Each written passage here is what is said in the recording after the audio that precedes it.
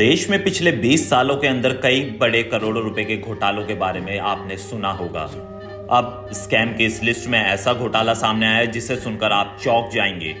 हम बात कर रहे हैं डीएचएफएल घोटाले के, जिसके पूर्व डायरेक्टर धीरज वाधवान को 34,000 करोड़ के बैंक फ्रॉड केस में सीबीआई ने गिरफ्तार कर लिया गया है। पिछले 20 से 30 वर्षों में देश में कई बड़े कॉर्पोरेट घोटाले हुए। इनमें कई कारोबारियों की जालसाजी का पर्दाफाश हुआ। स्कैम की इस लिस्ट में नया नाम आता है डीएचएफएल घोटाले का, जिसके पूर्व डायरेक्टर धीरज वाधवान को 34,000 करोड़ के बैंक फ्रॉड केस में सीबीआई ने गिरफ्तार कर लिया।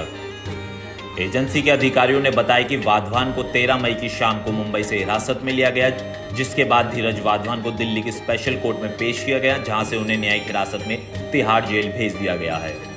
चलिए अब आपको बताते हैं कि 34,000 करोड़ के इस घोटाले ने बैंकों के साथ साथ आम लोगों को किस तरह नुकसान पहुंचाया। डीएचएफएल यानी दीवान हाउसिंग फाइनेंस लिमिटेड, इसके प्रमोटर कपिल और धीरज वाधवान समेत अन्य लोगों ने 34,000 करोड़ के बैंक फ्रॉड को अंजाम दिया। सीबीआई द्वारा चार्जशीट के अनुसार इन लोगों पर आपराधिक साजिश में शामिल होने, तथ्यों को गलत तरीके से पेश करने और छिपाने समेत आपराधिक विश्वासघात करने, सार्वजनिक के साथ साथ धन का दुरुपयोग करने का भी आरोप है।